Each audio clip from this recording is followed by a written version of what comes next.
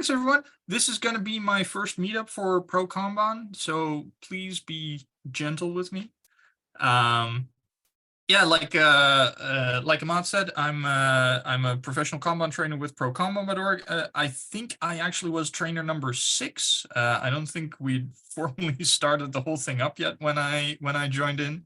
I had the questionable honor of teaching the first APK that we actually charged money for. This was years ago, and I kind of stuck around. And about 2 years ago, I had a conversation with Dan Vacanti, where we talked about getting a bit more insight on Kanban out there, right, and make it more easily accessible to people, because, well, we all know we're here. There's a lot of misunderstandings about Kanban in the market, mainly being, of course, that a lot of people think it's just a to-do, doing, done column on a wall somewhere. So we were kind of reflecting on this, and we came up with the idea of, hey, let's not invent something new. Let's just steal a good idea if we see one. And we in the Scrum world, there's this book by Gunther Verheyen called Scrum Pocket Guide, which is a wonderful book. And if you want to know about Scrum, that's usually the first book I recommend. And so we were like, we should make a Kanban pocket guide. Yeah, it's a really great idea. And then I got super busy, and he ended up writing it with Colleen and Pratik, which kind of left me miffed. But I can understand why, because it was very needed. So we got together, and Dan was like, it's good.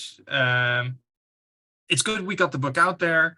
But Colleen and Pratik, they don't like Star Trek as much as you do, right? And he's a man of culture and a man of principle. So he said, whatever next book, we're going to write it, because you're the only person that likes Star Trek as much as I do. So we got together, and he has his frustrations with Scrum, and he started asking a lot of questions, and I tried my best to answer those questions. And somewhere in that, in the midst of those two things happening at the same time, we were like, we should just write a book on how to do Scrum, right, with the use of the benefits Kanban brings. So that led to the inception of Flow Metrics for Scrum Teams. And our goal with this book isn't to get you to do Kanban with your team. Though probably if you're doing what we tell in the book, you'll have some sort of Kanban system within your Scrum boundaries. But our goal was kind of to demystify this whole idea that flow metrics are really hard and really difficult to get started with. So our hope was to give you a guide that you can just take without taking a class, without having talked to any of us, but just following the book can get you started on using flow metrics in a Scrum environment and making the most out of your time. Which is also why we gave it away for free. And that was also because of principles. I've been a lifelong user of open source software. I have more Linux servers in my house than I have cats, and I have a lot of cats. So it also just seemed right to give back to the community. So yeah, that's kind of our goal. It's demystifying this whole thing, getting people to move away from estimation theater and overly long meetings and velocity discussions, and just give you the tools you need to do the minimum of estimation and planning that you need using the data that you have. I know it seems to be working. People seem to like the book, and you all showed up here. I hope some of you have read it. And then I got the question from Ahmad if I wanted to do a meetup and talk about this some more. So here we are. Being fairly honest with you here, I'm over here in a hotel in Geneva and doing some customer work at the moment. I don't have decks prepared or anything. I'm just hoping we have a nice interactive session. So yeah, let's open it up to questions. What do y'all want to know about flow metrics with Scrum Teams? So apologies if I get your name wrong, but Sword, is it? Sword, you got your hand up? Yes, Stuart. Yes. Stuart. Stuart, almost right. It's a Stuart and leave out the T. Stuart. Cool. So anyway, hey Will, I've been pondering about this question, and I have some idea on the answer, but I'm looking for your professional opinion.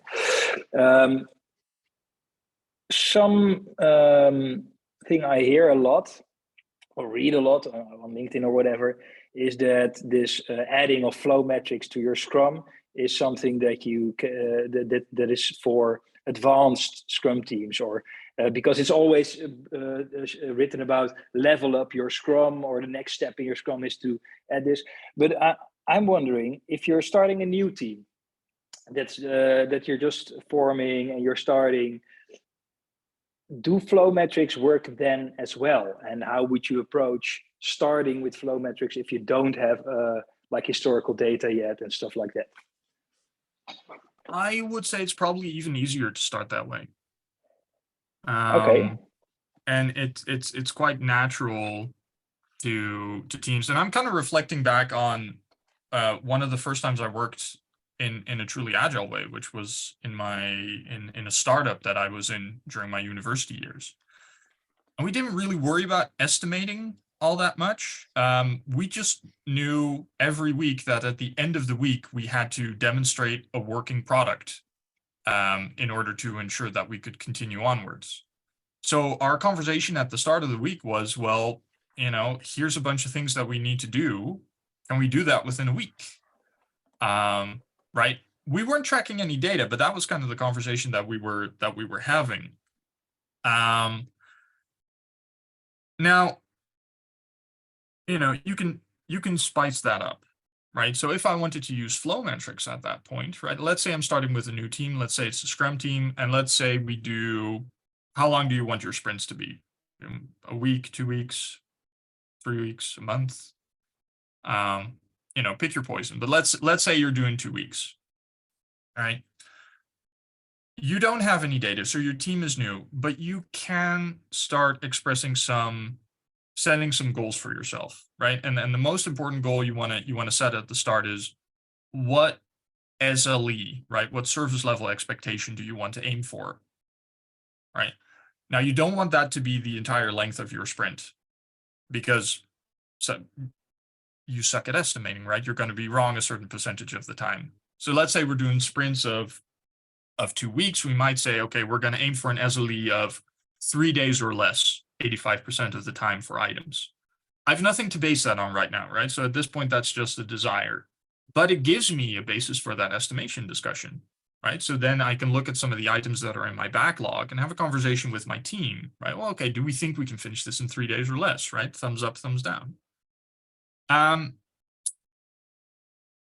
Pick a few, right? Again, at this point, you're just starting, right? So it's gut feeling. Pick a few and start building,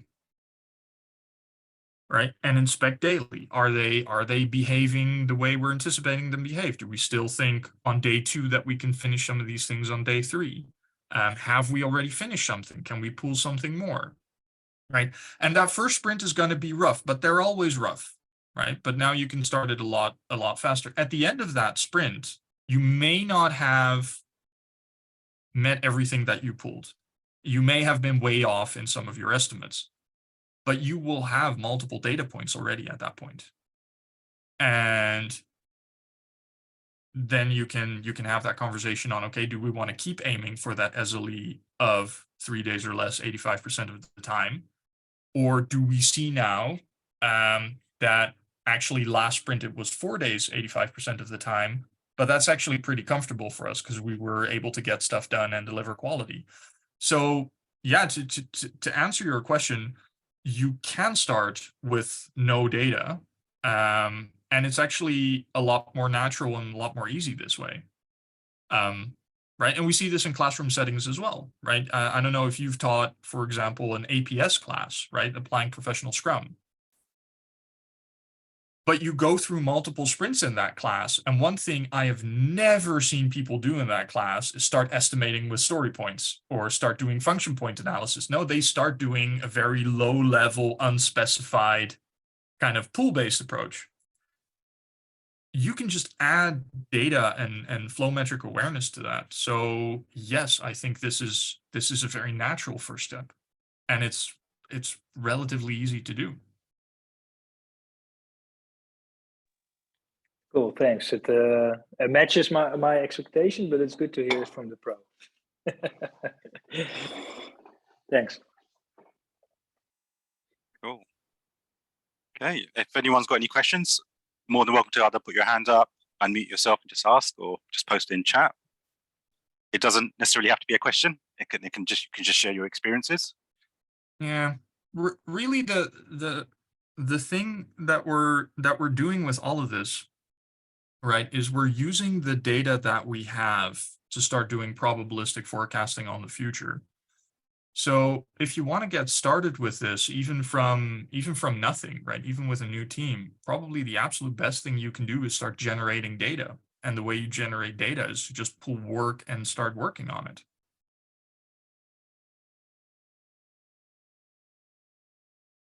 Right. Yeah, I see Taz mentioned work item aging in the chat. Yeah, I think that's it also it's kind of a victim, and we see this with parts of Scrum, but also parts of Kanban, right, where we like to use big words, right? You know, throughput and work item aging and SLE and Monte Carlo simulation, and really what we're talking about here is we're just measuring two things, right? It's stuff and time, right? How old is this thing right now? How long has it been since we started it? And when it's done, how old was it when we got it done? How long did it take us to finish this? And we're looking at stuff. How much stuff are we currently working on? And how much stuff did we get done yesterday? Right? So it's not that hard to track stuff in time. I think we overcomplicate it sometimes by giving it fancy names. cool. So I've got a question from Io in chat. Yeah, what are the basic flow metrics to get started for a new team? Yeah. So yeah, in the vernacular of stuff and time, right? There are 4 flow metrics and that's really all you need, right? It's work item aging, right? Which you start measuring from the moment you start work, for work that's still in progress, right? So how long has it been since we started this? There's cycle time, which is also measuring time, except now you've finished the work. So how long did it take to finish this one item? So work item aging and cycle time are always about individual items. The other two you're looking at is work in progress, right? How many items do we currently have in progress that we've started on but haven't finished yet? And throughput, right? How many items do we finish per unit of time? Now we go on this in the book, but the unit of time that we kind of recommend there is day. So how many items did you finish in a day? How many items did you finish yesterday? How many items did you finish the day before?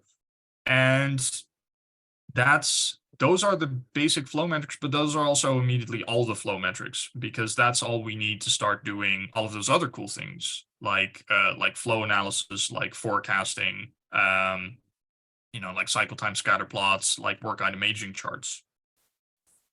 So yeah, it's work item age, it's cycle time, it's work in progress, and it's throughput. Cool. And a follow-up question: how many sprints do you need before the Monte Carlo simulation starts making sense?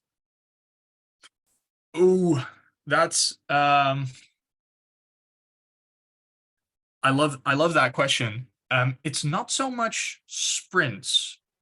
It's you need a certain minimum amount of items done to start doing Monte Carlo simulations. And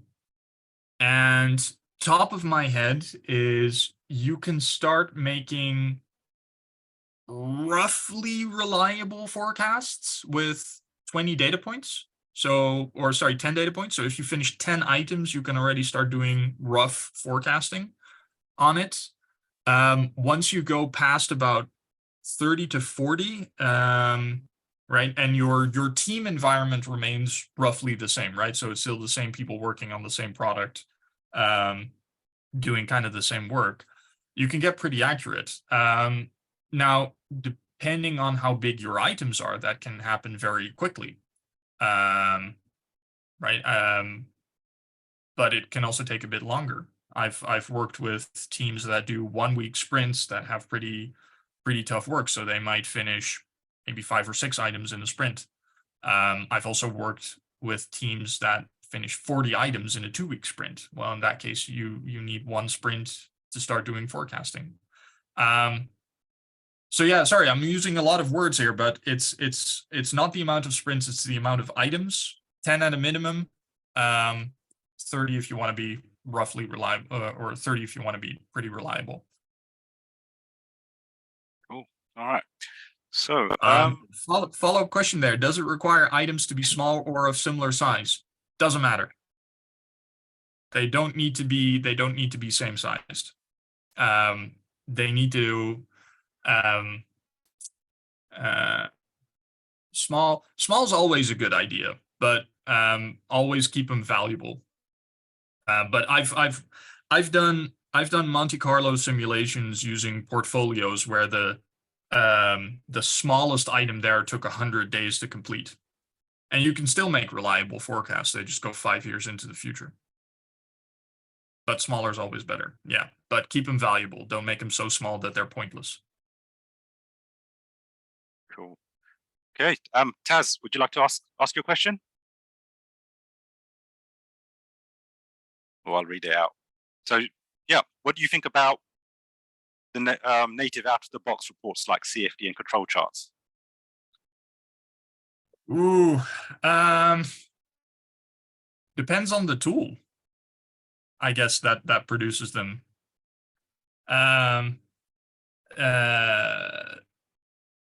Right, and we touch on this a little bit in the book, where this is one of the reasons why we kind of explained how you generate those charts yourself, because sometimes they get them wrong. Like, for instance, you could have a cumulative flow diagram that actually has parts go down, which, if you understand the meaning of the word cumulative, would cause red lights to go off inside your head.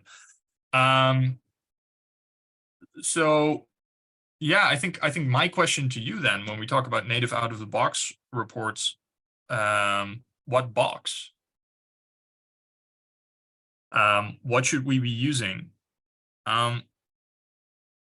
So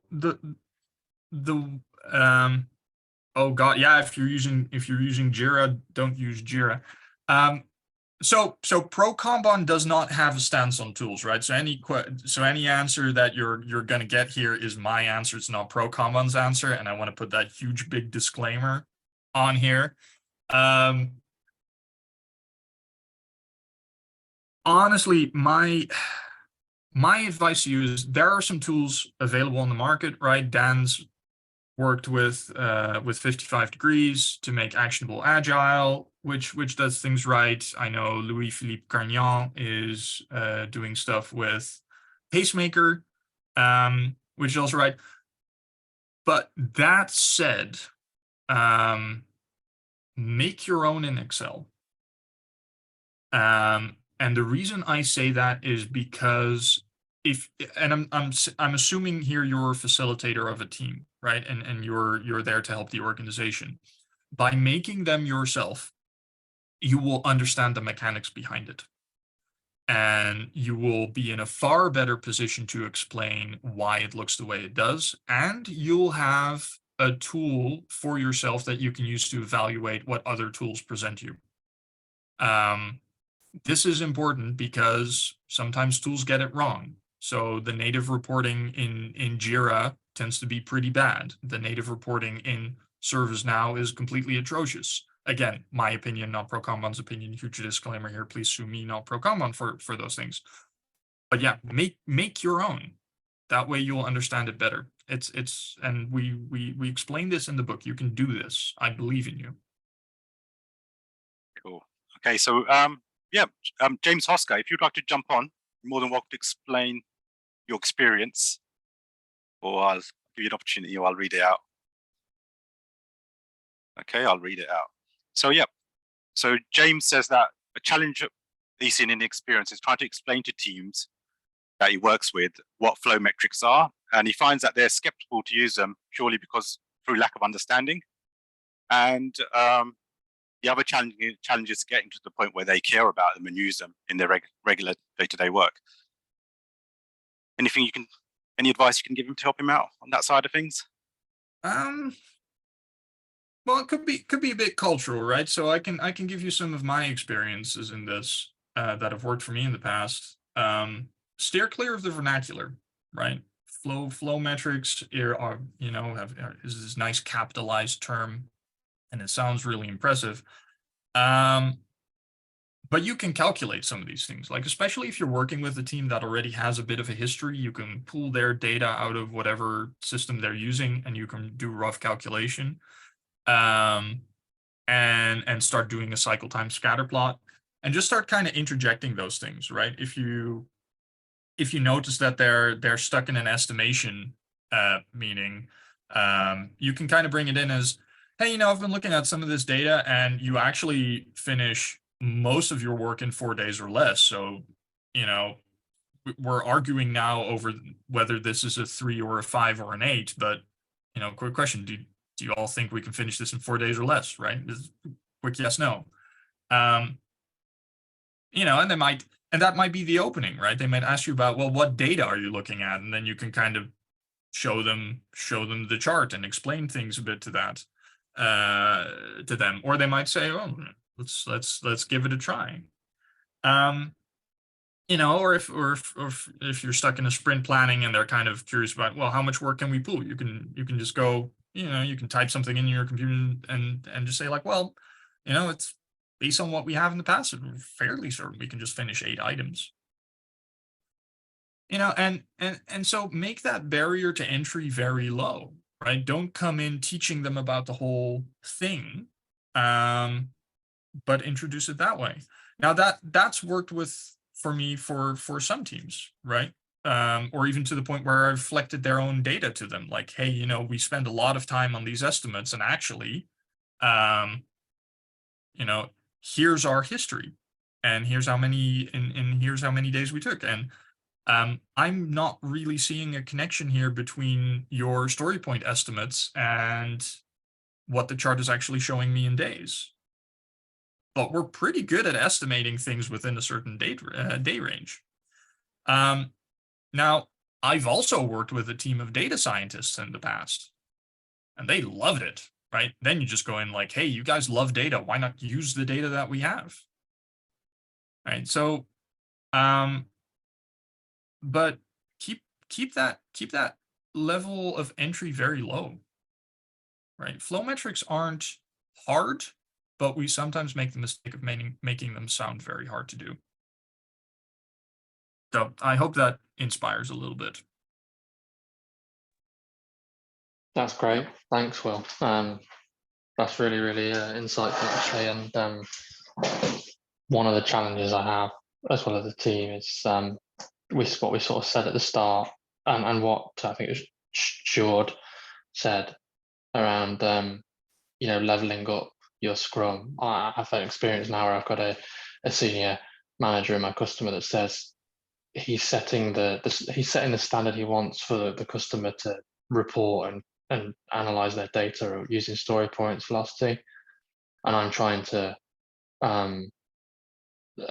sort of like steer it to the flow metric side of things because of just how much more useful I find them. But his argument is that, well, we need to get the basics ready right first. And I'm thinking, well, they aren't basics. I think flow metrics are basics. Yeah. But I think it's just a cultural thing for him. He wants to potentially sort of maybe just control it and then embed it himself rather than listen or take on board the guidance of other coaches and people like himself in the organization. Yeah, I recognize that, and in some cases you can come in with all the data, right? But getting people to act on it can be quite challenging. Right. I think one of the things that I like about flow metrics, but that I also find quite hard, is we're very honest about the reliability of our forecasts. Right. There's always a percentage attached to them on the individual item level when we talk about service level expectation, but also when we do projections forward, right? A Monte Carlo for how much, or a Monte Carlo for how long, right? There's always percentages attached to them. And we can update those very frequently, but to people kind of seeing this idea of, there's a 50% chance you'll have this list of things that you want by that date. There's a 70% chance that date. There's an 85% chance that date, 95% chance that date. That built-in uncertainty that you can generate very quickly and is quite reliable can be a bit scary if your organization culturally still wants 100% certainty on paper. Cool. Right. Okay. So I was going to say, I'm going to look up that video you did, how to talk to executives. You did with the Lean Agile Global Meetup group. I'll post that in the chat because I think there's so many good little pointers or advice in there that can help with that scenario as well. Okay. So next question, Io, can you throw more light on flow efficiency? Yeah, I'm also noticing a hand up from Druv. Okay. All right, let's do Io first, and then Druv, you're next. So yeah, can you shed more light on flow efficiency? So that's quite a short question, but maybe your opinion on what it is, or how it fits in with flow metrics. Yeah, so we don't cover it in the book, because flow efficiency is more of a internal measure. Your customer won't really care. So what do we mean by flow efficiency first? So let's say we have an item that's in progress, right? And for some reason, somewhere along that journey, it's blocked, right? So flow efficiency, we always calculate from the item perspective. Now, when that item gets blocked, we can start tracking. It's still going to age, right? Because the customer's still waiting, right? But we can also start tracking how long has this item been blocked, right? And maybe it's blocked once, or maybe it's blocked a few times in that journey. But at the end, when that item is done, right, when we know its cycle time, we can also compare, right, from the total cycle time, what percentage of that time was it actually moving, and what percentage of the time was it blocked, right? And that percentage of the time where it was actually moving, we can say, okay, this is flow efficiency. Now we can add more things to that. We can add weighting columns, and we can kind of complicate it from there. But ultimately, it allows us to get kind of an insight on, is this work actually flowing, right? So from the moment we start working on it, is work actively done on it continuously until the moment it's done? Or are there periods after we've started working on it where this item is, for some reason or another, not flowing? And that can give us an insight into, right, especially when we look at different item types, on where potential internal problems are within the organization. To give you a very real example from a customer I recently worked with, this was a service organization. We looked at flow efficiency in their service department, right? So these are employees that need a contract, or that need to move from point A to point B, or that have a sick day that they need to report, those sorts of things. And we found that their overall flow efficiency was in the high 90%, right? So most of the time the work was just flowing as normal, like an issue was filed, employee picked it up, got it done. But we found one category of work where the flow efficiency just completely tanked, right? As in lower than 5%. And that's an anomaly, right? So then we looked at, well, why is it why for this particular item type is it so high? And we actually identified that it was because the company had outsourced a certain specialism to a third party, and it just took a very long time to get them to react. So that actually led to a conversation we had about potentially insourcing that skill again to get that flow efficiency up. So I hope that answers your question a bit. I wouldn't start with it because people tend to not, when you get started with flow metrics in an organization, a lot of the times when people see the word efficiency, they still think from a worker efficiency perspective. And that's not what this is about. Flow efficiency is about the work, not the people, right? Flow metrics in general are about work, not people. So if you're not in an environment yet where people can make that distinction, talking about flow efficiency can be just a bridge too far. So I hope that gives you some starting points. Okay, nice one. Thank you. Dhruv, would you like to ask your question? Yeah, it's kind of a multi-question, I would say, multiple parts in it. One thing which I'm doing is like at the moment, how would we do this scenario? For example, I'm facing this scenario currently. I have initiatives with me for a year long, and for every quarter we have kind of epics identified for them, and now we need a high-level estimate on those epics. So how can flow metrics help me? Because we need to have, we call it as a first look estimate. So when we gather together architects, principal engineer, BREs, and program owners and everybody, so we try to size them up as a first look, and that kind of sometimes is made as a commitment to the client, though we don't want to, but sometimes we end up doing that. Now what happens is we go into the sprint, we break them into the user story, and we are using flow metrics, and then we come to know like this is going to take like 25% more time. Now, so that's the problem which we face in the flow metrics at the moment, I would say, kind of how it can help us at epic level.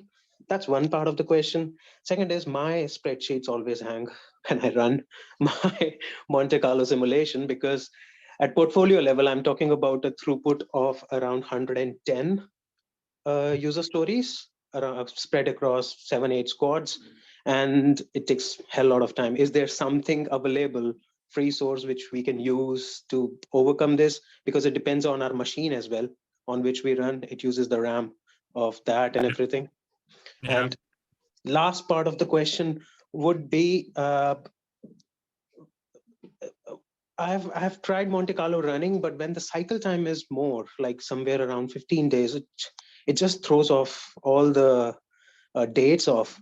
And when the data cycle time is very less, around 3 days or 5 days, then predictions are much more accurate. Is it something what I'm noticing, or is it something we all notice, kind of a thing? All right. So yeah, let's break it up. And maybe follow-up question, because you mentioned you're working with epics and breaking them down into user story. How long have you been working with that? Around a year. All right. So so when it comes to kind of those epic plannings, right, you can start forecasting a bit using the historical data that you have. Right. So if you've closed off epics in the past, right, which it sounds you do so a few times per quarter, you should have enough data points from your epics that allows you to forecast, do a bit of Monte Carlo simulation, forecasting future epics, and make a cycle time scatter plot, not for your user stories, but for your epics. So that would kind of give you that first insight into, well, how stable is that flow of metrics? Yeah. Right. Because that historical data of closed metrics also or closed epics also includes those past metrics where your teams ended up delivering less than they initially thought they would need to close the epic, but also where they had to deliver more than they initially thought to close that epic. So that variability is already built in on that level. So I think if you're doing estimates on the portfolio level, I wouldn't use user stories at my inputs. Right, I would use those epics as my inputs. And that also reduces the amount of RAM that you need to load up all of that data. Yeah. Yeah, we Right, use like because- for story level, we use it all for our sprint planning as well, because Yeah. that's why I said, because it's to keep it consistent kind of across. Yeah. So I think that's how I would approach it, because that historical data will include kind of that variability that you encountered in the past. Now, as to what tool to use, well, hopefully that kind of takes away the RAM problem a little bit.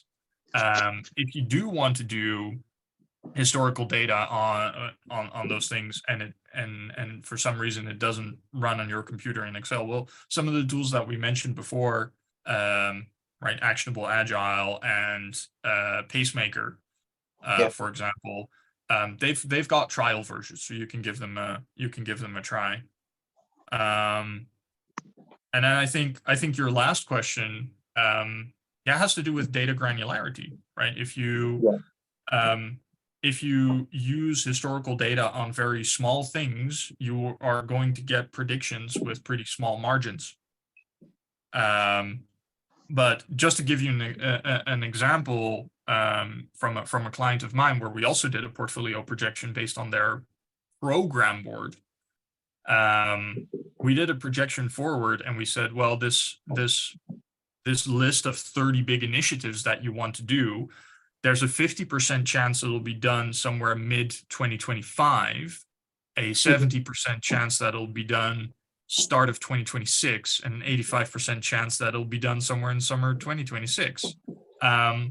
So yeah, bigger items will result in bigger gaps, which is one of the reasons why we so encourage people to make things small. Now, at the portfolio level, that can sometimes be very hard, but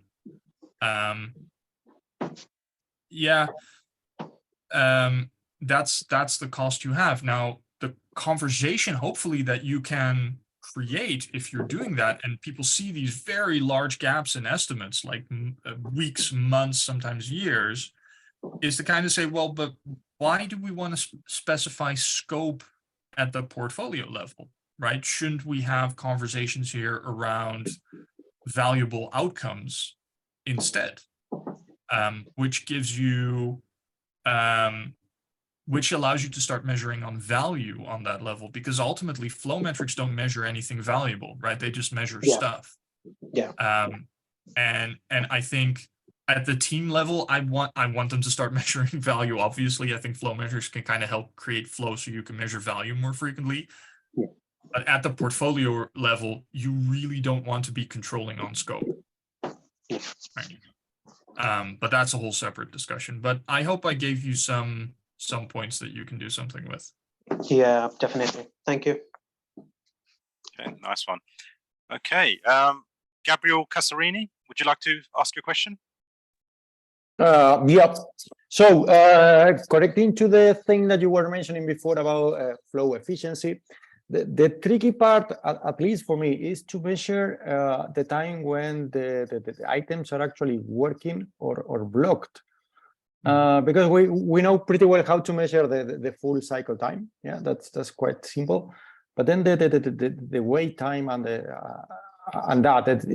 you need that to measure the efficiency. So I don't know, maybe you can give some tips, some ideas, some tools. Yeah. Well, tools I don't know about, but this comes to a definition of workflow, right? Which is why in the book we also say it's kind of important to map out that value delivery process, right? The process your work flows through. Because if you have something like a queuing column, for example, where something is done, but you're putting it there to wait for someone to be available to pick it up, right? You may actually say as a team, like, listen, this is expected, right? And it's not a problem, right? So I think what you want to do here is kind of sit down with your team and say, okay, let's define this workflow. What items are going in here? What can we expect? And when do we say something is blocked? And what does that mean? Right. And the more you can clear that definition, that also allows you to say, well, at this point, we consider this work not to be moving because of unexpected reasons, right? Because of some sort of block or delay in the system. That's when we start measuring that block time, right? If you don't have that conversation with your team, if you don't make that workflow explicit and defined, then indeed you're going to get into this discussion of, well, it's waiting on an outside dependency, but everything's dependent on the outside, so it doesn't really count as blocked, even though it hasn't been moving for a month. And you're left with nothing real to measure. So that would kind of be my advice, is to sit down with your team and really, and they talk about this more in the Pocket Guide to Kanban, but really define that workflow. What are the items that are in there? What are the states that they flow through? When is something blocked? When is something waiting? When do we count certain things? And don't do that by yourself. Do that with your team. Okay. And then when you reach the point that you say, imagine you define this policy and you say, okay, look, after 2 days, if this item is not moving, we consider it blocked, for example. But then you had to go and measure the time, and so you had to register the time somewhere, and then the item is back to moving, and then it is waiting again. So it's a continuous sequence of waiting time and working time. And then is when it becomes very, very complicated to track actually the time. Well, if you're going to do it by hand, but even if you're using tools, yeah. Well, if you're using tools, there are tools that allow you to mark an item as blocked, and it will keep track of how long the item's been blocked when you consciously block it. Yeah, but people have to go to the tool and change the status or something in order to indicate that to the tool. So that's a little bit of That's the one thing no guide will help with, and that's always kind of been the challenge with both Scrum and Kanban. Like, ultimately, we're working with people, and these things require some discipline. If we could automate the discipline, that would be great. But I think at that point we're working with processes that don't really need human beings anymore. I'm afraid we can't compensate for that. Tools can do a lot for you, but ultimately you need a team to administer it. And yeah, I think that discipline comes with its rewards, but they'll need help there. Yeah, absolutely. If I may jump in a bit, it's also I think a matter of how exact you want this blocked versus flow to be measured. Because if you're using these metrics in a Scrum situation, I expect there to be a daily Scrum. So if you're talking about is an item blocked or not, and we're registering it, you at least have this daily Scrum moment where you, as a team, inspect the work and decide, okay, this is really blocked, and then should register it, right? So I think that depends, but I would like to ask you, Will, to say if it matters, if you register it on an hourly level or on a daily level is fine, right? So it depends on the kind of product that you're working with. I find usually that registering it on the daily level is fine. Right, there's very only in super fast moving environments does it make sense to go a bit deeper. And to your point as well, right, if you're in a Scrum context, you're adapting or you're inspecting your workflow and your work in progress at the start of every day. So that question of, well, how old is this stuff and is it going to move today? And if someone in the team says, well, no, it's not going to move today because it's blocked, well, at that point you can register it as blocked, right? And then your team can focus on getting it unblocked.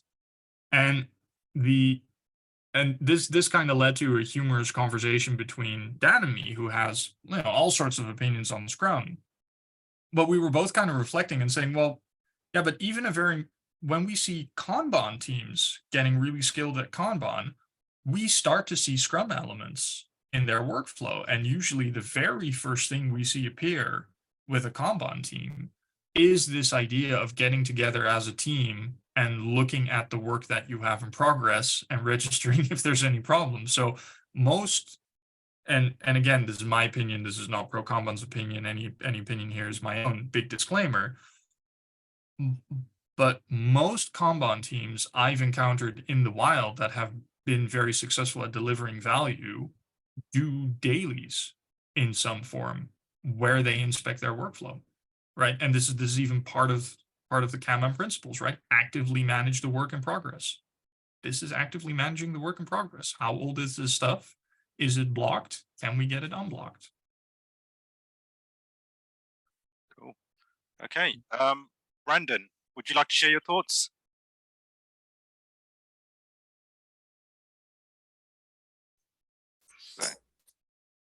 Yeah, sure. Thank you. Been having some good conversation in the chat here. I was trying to kind of get a mental block out of my head.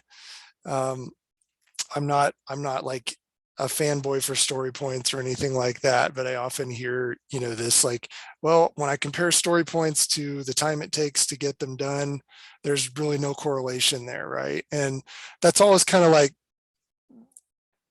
put a question in my mind, because story points aren't necessarily meant to be a time-based thing, right? It's you're estimating effort. You then derive the duration after that as a second step. But it almost seems like sometimes we are comparing apples to oranges when we make that argument and then say, well, cycle time is the better metric.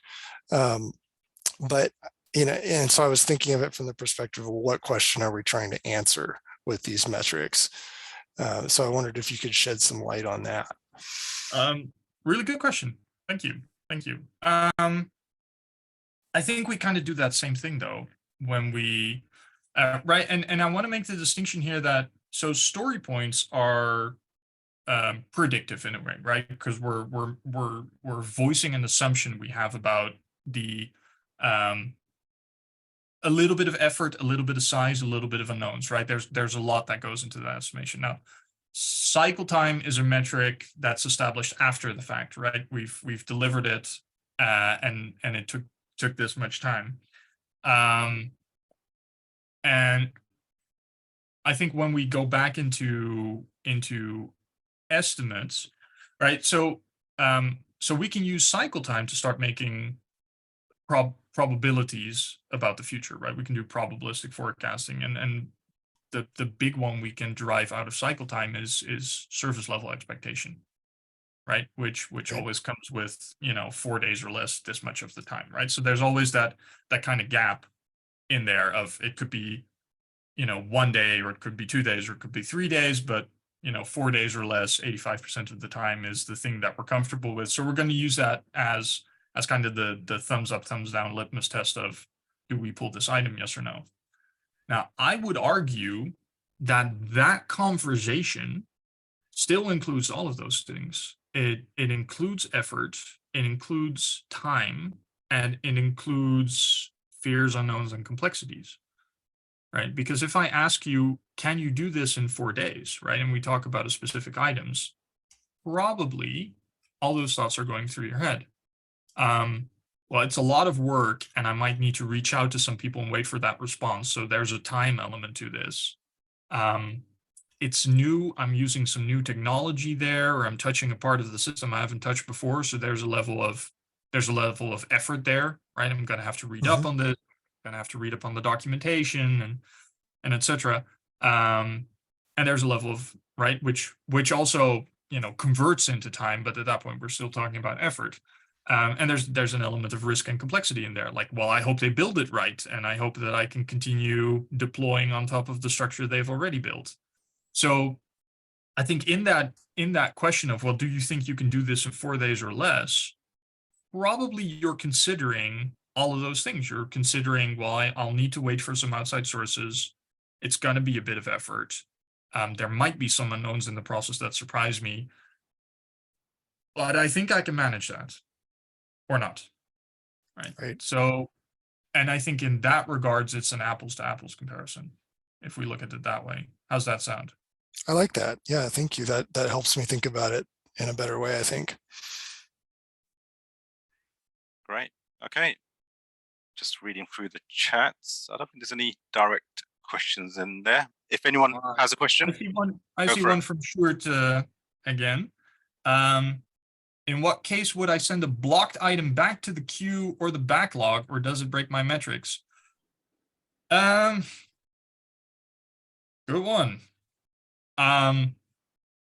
Would it break my metrics if I send it back? It would. Right? Because I would get one of those things where my cumulative flow diagram starts going down because I had certain things in progress. Now, there's kind of two ways to handle that. Right? There's kind of three ways to handle it. The first is to say systemically, you know what, we never started this thing at all. Right? And so you just revert the system to an earlier state. That's kind of mean, right? And also I think a bit unfair, because ultimately we're building this for a customer, right? And that customer is waiting for this thing. So I think the question that you want to ask with an item that's been blocked, right, is, well, do we intend to unblock it and finish it? Right? If so, keep it there where it is and then finish it at one point later. Do we intend to do this at a later point, but we're not going to bother blocking it right now, but it might become relevant in the future, right? Or not, then cancel it. Right, at that point, it gets, give it status canceled, it goes out of your flow, but it does count for certain metrics. And then you can have that conversation on, okay, do we add a new item into our backlog? Yes or no? Do we still think it's valuable to do at a later point? Right, so that's how that's kind of what I think is the right way to approach it. Mm-hmm. That's interesting. I don't want to waffle on a long time about this, but it's a bit different from the pure Scrum approach of unfinished work goes back to the backlog, right? Over sprint boundaries. So that's where my question came from. But I think your answer is clear, and I like it. Really, it has the same thing of evaluating if there's still value in it, keeping it. But you're approaching it a bit differently in regard of keeping it in the workflow or not, or considering, cloning it if you're gonna keep it on the backlog. Interesting. Thank you. Helps. I also saw a really interesting question in the chat about value, and I'm also interested in that. So if I can influence your your remaining time a bit. I'm looking at the time, and it looks like we're in our last minute. Can we take one more? Tips on measuring value in general? I have so many tips on measuring value in general. In fact, there's evidence-based management is a complete passion project of mine. I recorded, it's not something Pro Kanban deals with a lot, but I recorded a whole video series with Todd Miller from Agile for Humans on evidence-based management, where we talk on and on and on about measuring value and setting goals and all of those things. It's available for free on YouTube. Go into that. If there's interest, we can maybe organize a session around value measurement at some point there. I'm not sure we'll do it through prokanban.org. We might. But yeah, no, I've many tips. Go to YouTube, go look at the series. I'll see if I can find a link for you all. Awesome. And yeah, I'll say we'll have you back here if you want and talk about EVM. More than welcome. But yeah. All Okay. right. All right, so should we round up? Yeah, big question to all of you, because you just spent an hour of your time in this session. You could have been doing lots of things. I know it's evening for some people, or you might be doing this over work time. So how does everyone feel in terms of return on time invested?